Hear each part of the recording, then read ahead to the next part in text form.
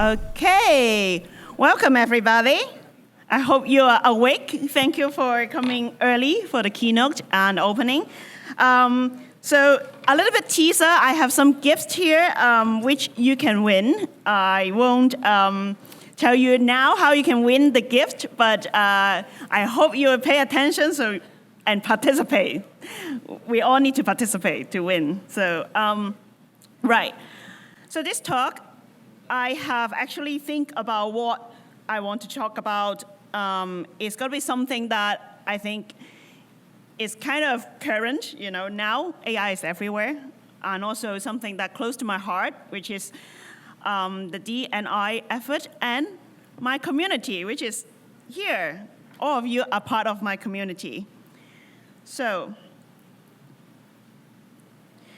first of all, I would like to introduce myself. And I don't know why my picture is not loading. Oh, sorry. Yeah, maybe. Okay. Anyway, you have seen enough of me.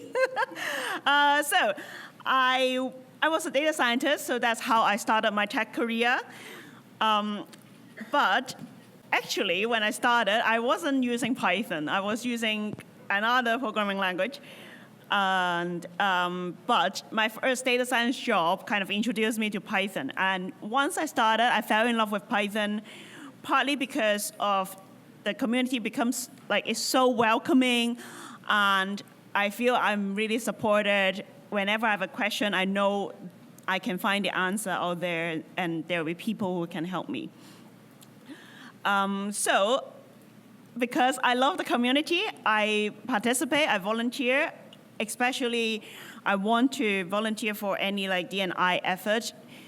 It's because, as myself, I identify myself as women, and I have moved to the UK by myself 9 years ago.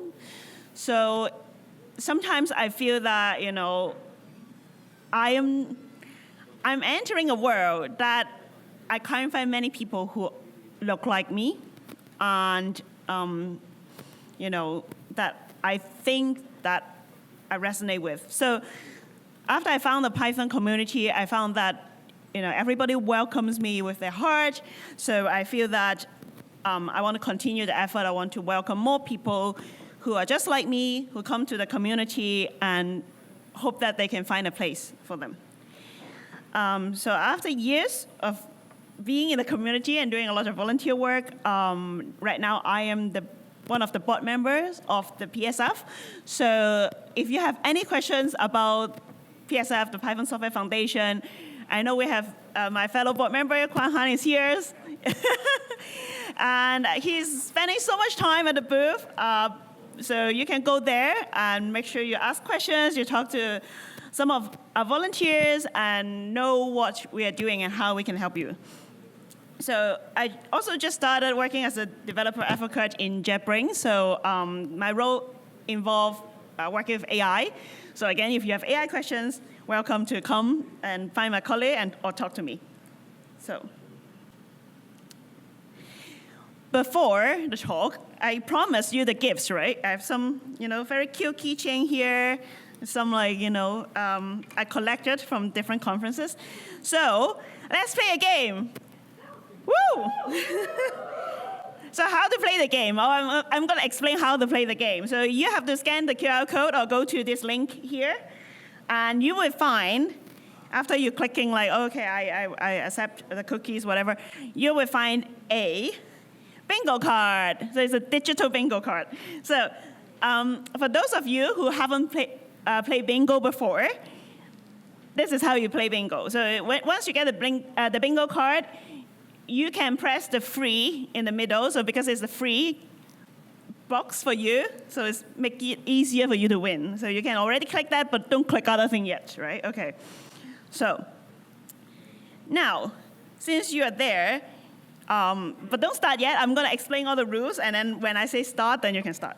So how are you going to check other boxes other than the free is that you have to ask people around you. So if you are sitting alone at the corner, unfortunately you have to move around to find people. So you have to ask them, have you done anything like all the AI-related activities on the card. And you can ask as many people as you like or ask as many questions as you like, but you can't talk to yourself. That's not what we are doing here. And also be honest, don't cheat. So once you already collected 5 in a row, so it could be like any horizontal or vertical or diagonal row. So once you collect 5 of them, then shout bingo and then put your hands up. So I hope that we will have some winner here and get some of the prizes. So, are you ready? Yes. Let's start now.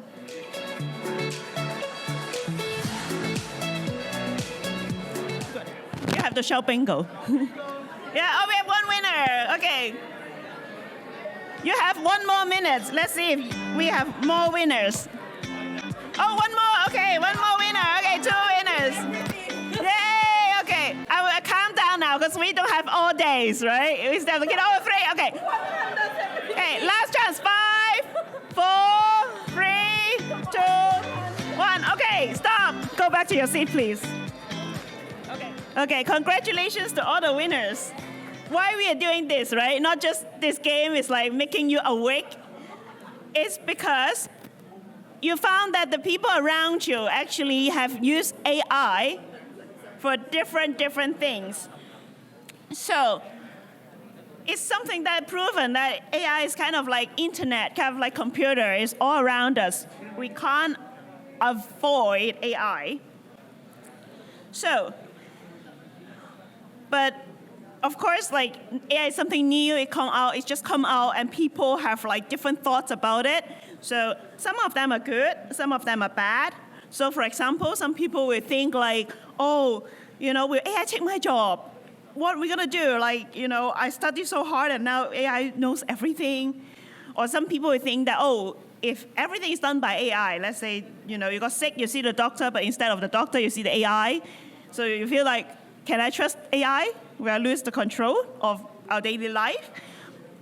Some people may think that, again, like, professional judgment will be replaced by AI. Can I trust AI to make the decision for me? Also, sometimes we worry about like data privacy, our data, what they're gonna do with my data. But on the other side, some people love AI because it will improve our quality of life. It will help us to do like our work faster, more efficient. It could also give people care. For example, in healthcare, we are now like not have enough doctor. Maybe if AI can help triaging the patient, so doctor can focus on people who need the help the most. That would be helpful. So it also help diagnosis because again, like healthcare is something very important to all of us. And if AI can help doctor to do their job better, that's good. So the last thing that is a good thing that we'll talk a little bit more today is accessibility. Accessibility, I will also explain why it's important. And also for me, I learned a lot through interacting with my friends, people in the community, and I also learned a lot about accessibility, which we'll talk about in a bit. Before we dive into what benefit we can get from AI in accessibility, we got to look at what are AI agents. So AI agents is like everywhere. It's kind of a little bit different from the AI technology. It's kind of, there are some specific definition of them.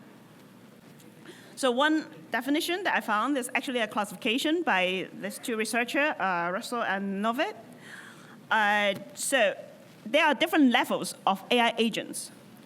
So this list actually goes from the simplest to the most sophisticated.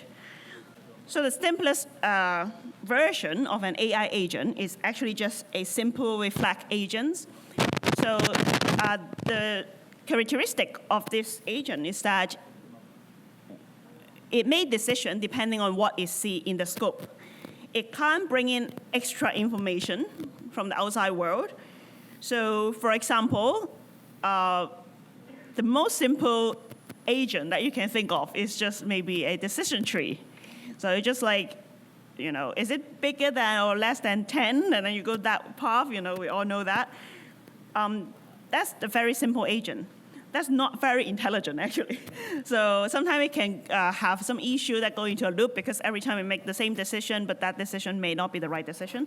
So to improve it, so that we can go one step further, we can use a model-based reflex agent. So a model-based reflex agent will include some extra knowledge from the outside world.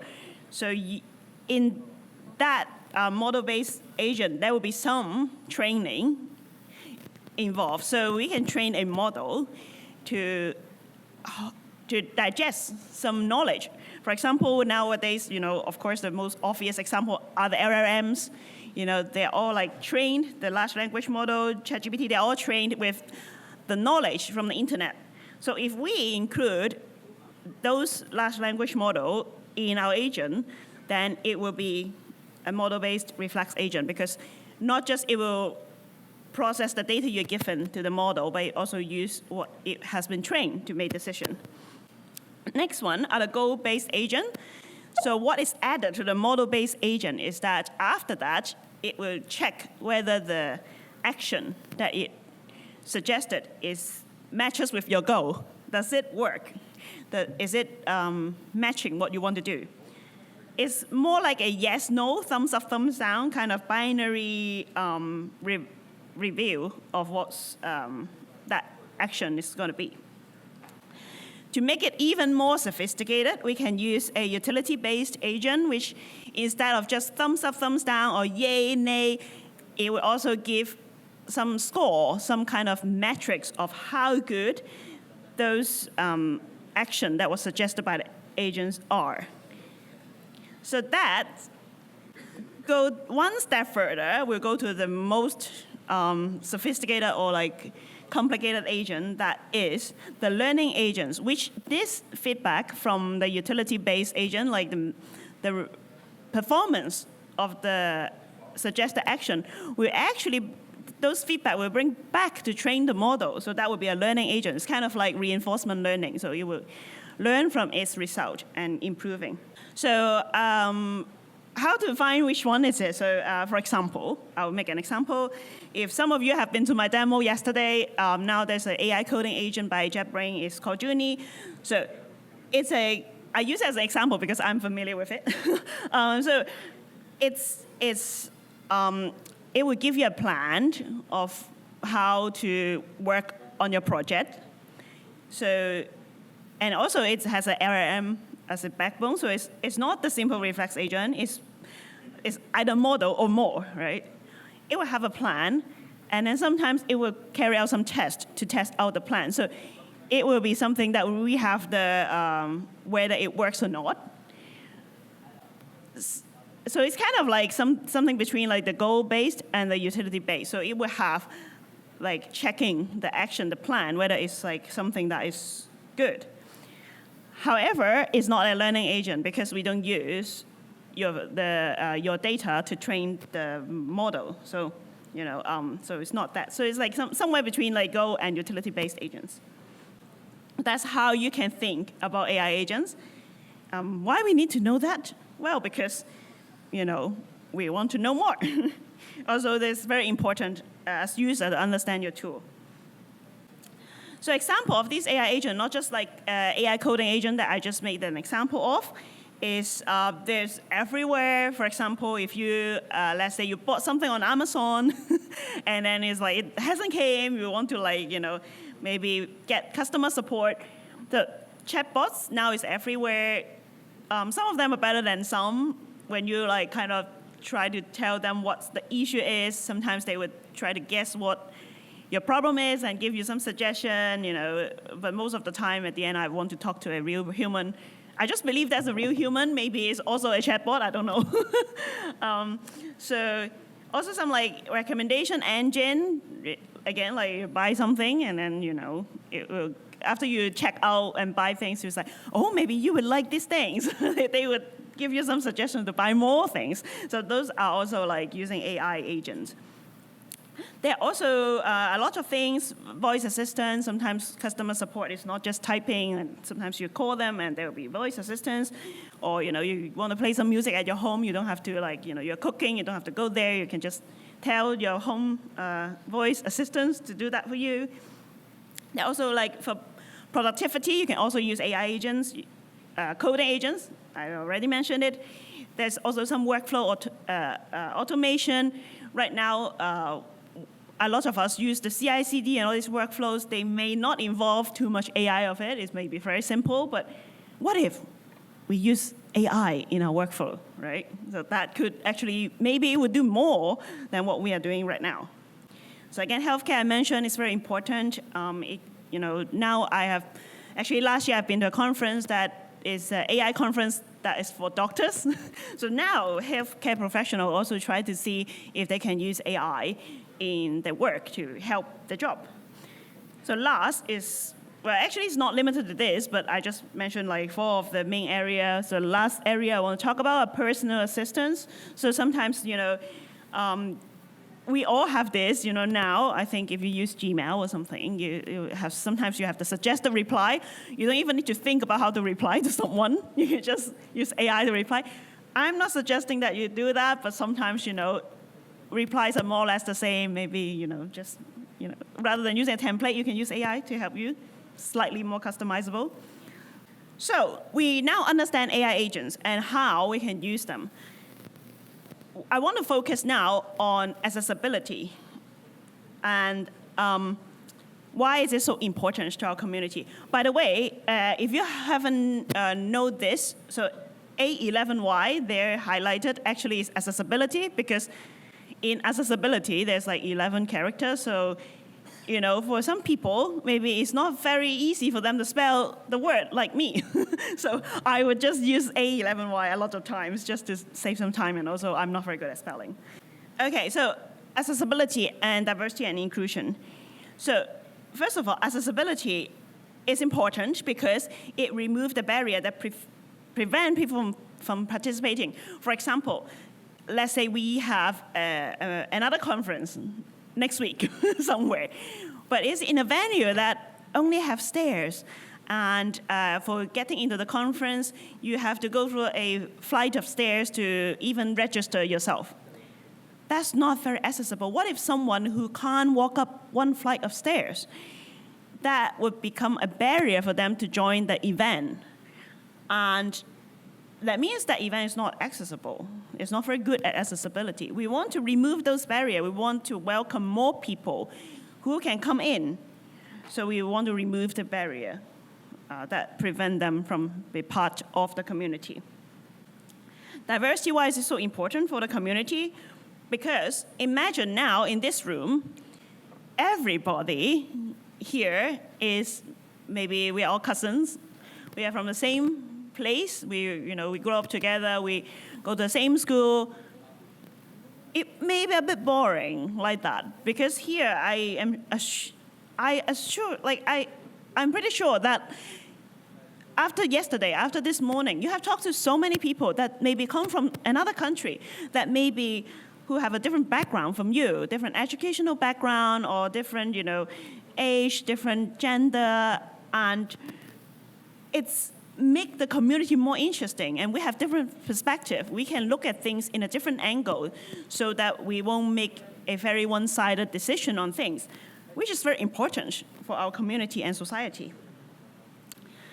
Another thing, D and I stands for inclusion. Inclusion is important. In this conference, we have the code of conduct. That's kind of a contract that we have made. We have promised with each other that we would respect each other. We will be trying to keep our mind open. We will understand each other. Even though we are different, we'll just embrace our difference.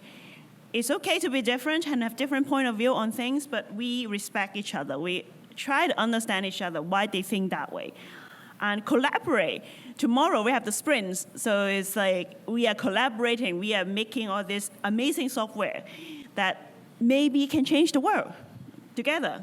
So that's very important, and try to be inclusive. Try to welcome people no matter their experience. Maybe they are a very experienced programmer, or they're new, they're student, they just come in. All of you are welcome. We will include you as part of this collaboration. So that's our community is. So that's what we try to build here for the Python community, is a welcoming community. That's why it is so important. That's why we want all of these: accessibility, diversity, and inclusion. So linking the two subjects, AI and accessibility, D and I together, we'll talk about how, in our current situation, we have all this AI, how we can use them for the good side of things, for accessibility. I know about this. Be My Eyes is actually an app that I didn't know about. I was told by my friend. Her name is Jessica Tanga. I have interviewed her in one of my podcast episodes at PyPodcast, so you can go to our website, PyPodcast, to see her interview. She told me about this because she is a blind developer. So in her daily life, I can't imagine, because luckily I'm fully able. I can see things, so I can't. It's very hard for me to imagine all these things, how to work if you can't see, how to live your daily life when you can't see. So she gave me a lot of insight about how this technology can help her. So now she actually works for Be My Eyes, so congratulations, and I'm so proud of her. So in Be My Eyes now, there's also an offering called Be My AI. So what is Be My Eyes and Be My AI? So Be My Eyes is an app that for people who have maybe sight impaired, so they can't see very well, so they can use their phone to their advantage. They can take a picture of something and use Be My Eyes app.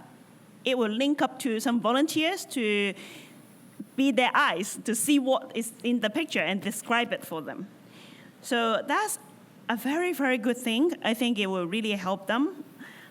But, volunteers are limited, right? So I think some of you have been a volunteer here. You understand that you have the passion, you have all the energy to help, but then it's still limited. You still have your life. You still have to balance out everything in your life. You can't just volunteer 100% of your time. So volunteer work is very limited. And with AI, actually we can reduce relying on volunteers to be able to do amazing things that is be the eyes of people who need those technology. So this is how, it's one example that how AI can be used for good things to improve accessibility, to help people who just need this extra thing to improve their quality of life. So yeah, that's their website. That's QR code also linked to their website. So if you're interested, you can know more about them there. Another example I want to make is auto transcription or translation. For those of you who are visiting a new country, for example, this country, I'm glad that in Manila here is people are very international and can speak very good English. Imagine you're traveling to a country, to a place that people don't speak your language. It's very, very hard. So one of the thing that you could use is, for example, you have a menu. You go to a restaurant, they only have a menu in a language you don't speak, you don't understand. You can use Google to translate that, and then you can at least know is there chicken or meat or vegetable in the dish. So auto translation is very useful. And auto transcription is also very useful. So now, I love watching videos online. So yeah, I watch a lot of videos. So sometimes, I can't really put on the volume because I don't want to disturb other people. Then maybe I can put on the auto transcription. So it will create a captioning. So it will have the subtitle there. So I don't necessarily need to listen to be able to enjoy the content. So I use that when I can't turn up the volume. Imagine if you have issues with your hearing, you can't hear very well, you totally rely on what you see. Then auto-transcription and auto-captioning is very, very, very important for you to consume that content. Putting all of those into consideration, the language barrier, and also for people who may have the need to for the auto-captioning to enjoy the video content.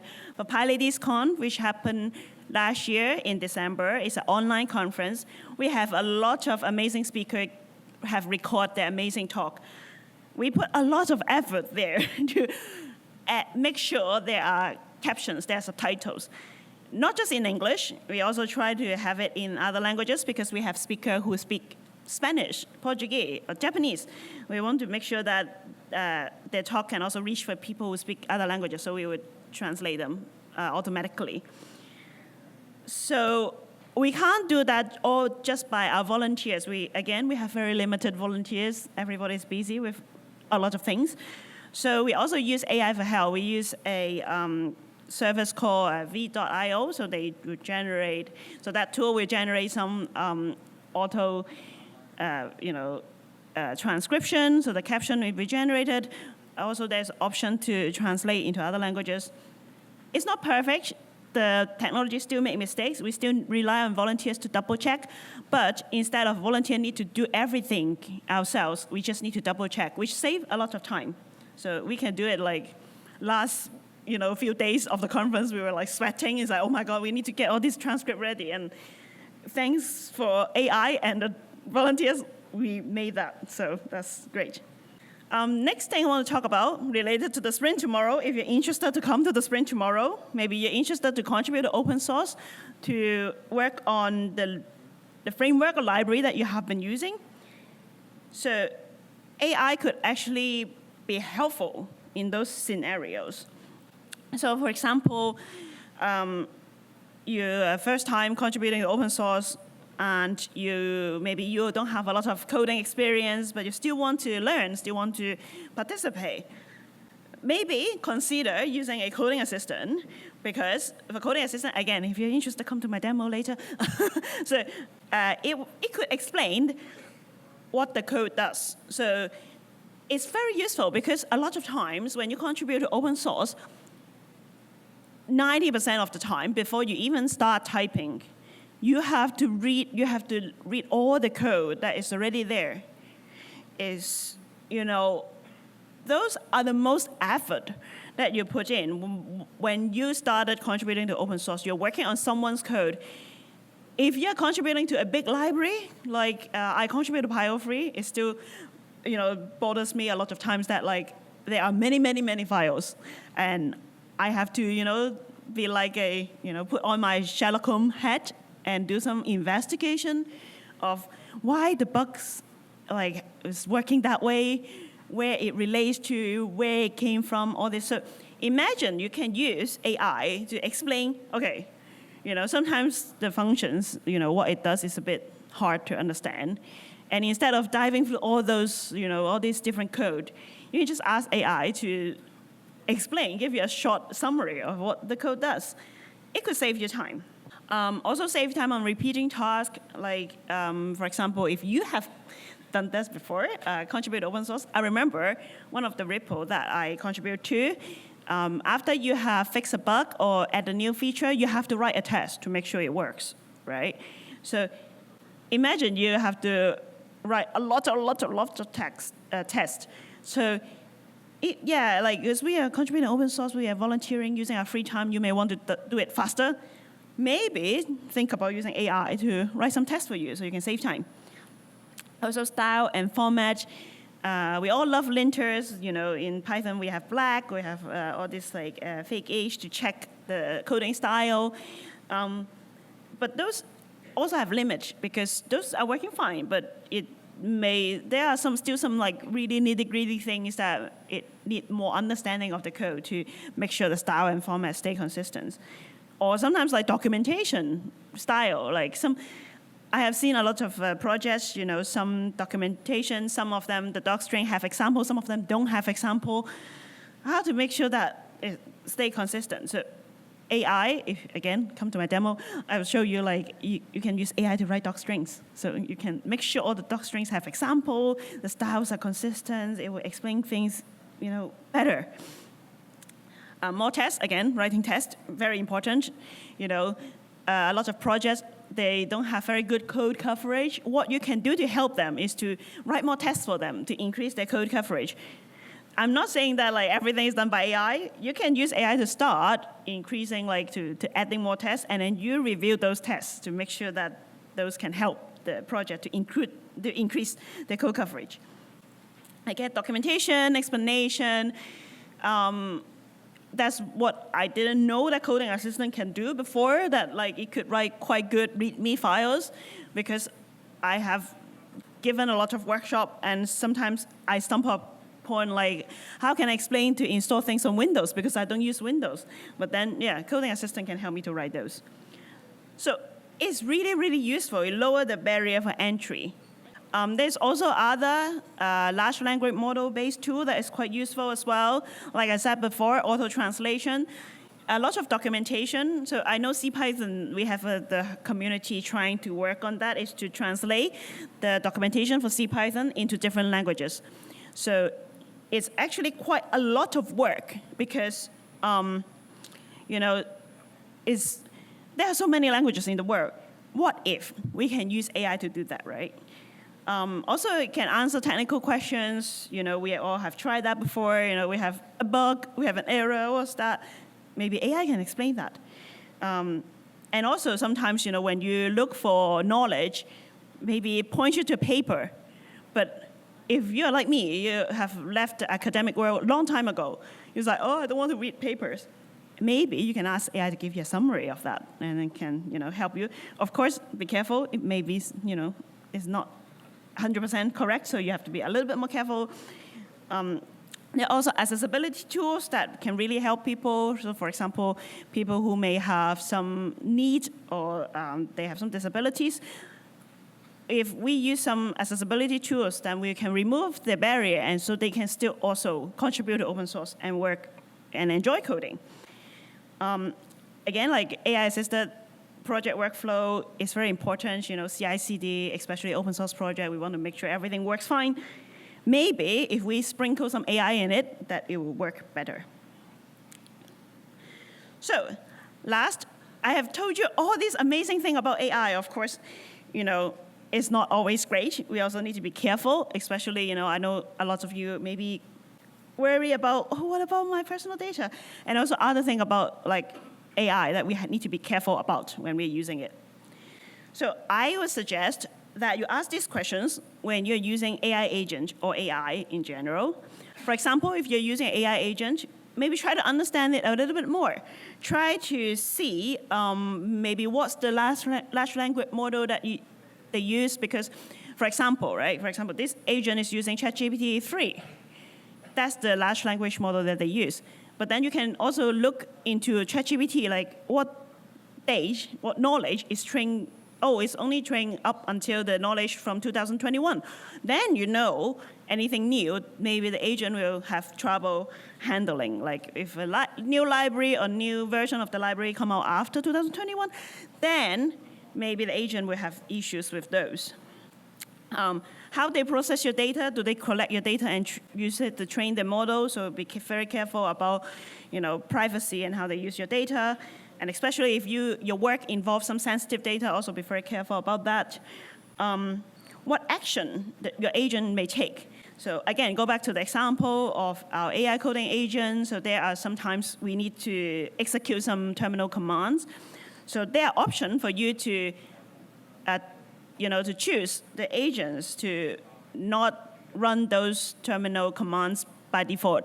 They need to ask you before doing that. So you can review the command. It's like, okay, they're not removing some important files, so it's okay, good. So you can give them a thumbs up to go. So yeah, be careful, because if you give AI agent full autonomy, they may do something that you don't want it to do, and it may damage your computer or your project or anything. Also, about the bias and misinformation, again, use your best judgment.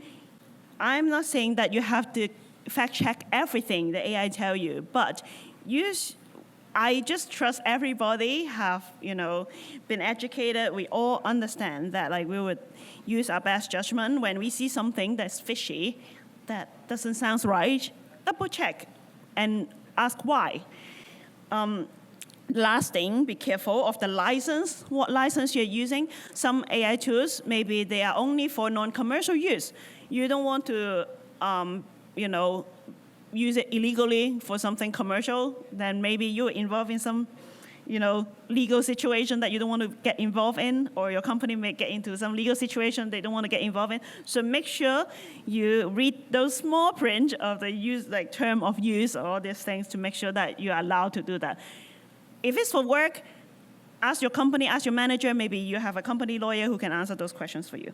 Last thing, I want you to take away with 5 Bs. So what are these 5 Bs? So first, be aware of your personal data and read the usage agreement. Make sure that you can use that for your maybe commercial project. Second, be critical about what AI tells you. So if it's, it doesn't sound right or sounds too good to be true, double check, verify it, whether it's correct. The next B is to be respectful of copyright. Now AI can do a lot of things. It could even sometimes do some creative work, but be respectful. Maybe for prototype, you can ask AI to generate something for you, but at the end of the day, I think if you want quality work, maybe try hiring a professional artist or professional person to do that for you. That could give you the best quality of work. And be honest about using AI. Now, in a lot of call for proposal for conference, there will be a question asking, did you use AI for your call for proposal? I have talked with some organizers, and they say it's okay. People, maybe English is not their first language. They may want AI to help them to rephrase it a little bit better. So just check that box and say that, yeah, I use AI for rephrasing, but the idea is my original idea. It's fine. It's totally fine. Just be honest. You don't have to, hide it behind and not tell anyone. Last thing is be responsible. AI is just a tool. It doesn't take away your responsibility as a developer, as a person.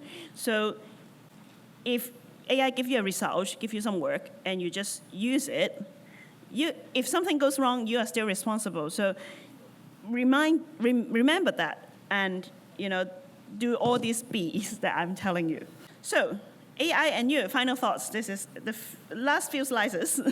So again, responsibility. We are the master of AI. Don't let AI be your boss. You are the boss of AI. You will be in charge. You are responsible. So again, do those 5 B's, then you'll be fine. Stay curious. I always talk about, now we're in a stage that AI is coming everywhere. Everybody's very excited about this new technology. It feels like when I was a kid, when personal computer start popping out. My dad was very, very excited about this. He would build a own PC at home, and I would watch him do that. It's kind of like that. Now there's a lot of things about AI. It's like when the computer come out, you don't want to be the person who is left behind, who doesn't understand how to use the new technology. But also you want to learn more about this new technology so that you can use it efficiently and correctly. So always learn new things. Don't stop yourself from learning more. So a tool used wisely, it would be very good. It could help us improve our quality of life, build our community, but it could also damage our community, damage our society. So AI is just a tool. When we think about AI, we also have to keep in mind about that and use it for good, use it carefully. So that's the end of this talk. Thank you.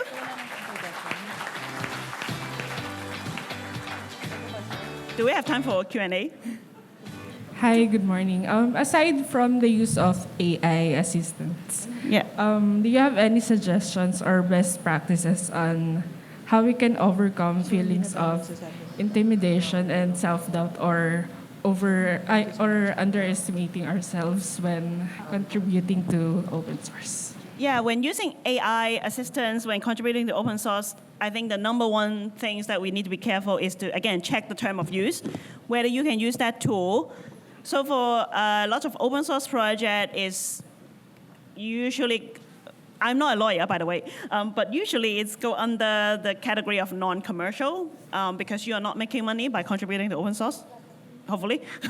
You're volunteering. So so I think it could fall under non-commercial use, but again, like, check the license, be careful. Sometimes, if the work generated by AI, who owns those work, who have, like, we talk about IP, the intelligence property. So, yeah, be careful about that. So that's my number one advice when using it. Yeah. Thank you. Thank you. Hi, thank you for a wonderful talk. And I'm actually responsible for some of our AI initiatives within the company. And I've worked on projects that indirectly replace some of my coworkers. And I'm not really proud of that, actually. So my question is, are we, as a society, ready for the impending socio-economic fallout that AI might bring to us? So, yeah. Yeah, so for the social economic implication of AI, I think, again, like, there's a lot we have to adjust to incorporate AI in our work. So I know now, like, a lot of government knows the power of AI. They put a lot of money into research to try to, not let their country, the industry fall behind. Again, like, as an individual, for us, the best we could do for ourselves is to learn, to understand, and to be creative, to, be open-minded. Don't let, I know there are people who are very scared when there's new technology coming out. They'll be like, oh, no. But, and also don't go overhype, so don't go to the extreme, like very worry or overhype. Just, like, be in the middle, open-minded, understand what is going on, and use it responsibly. Yeah. Okay, thank you. Thank you. Okay, thank you so much.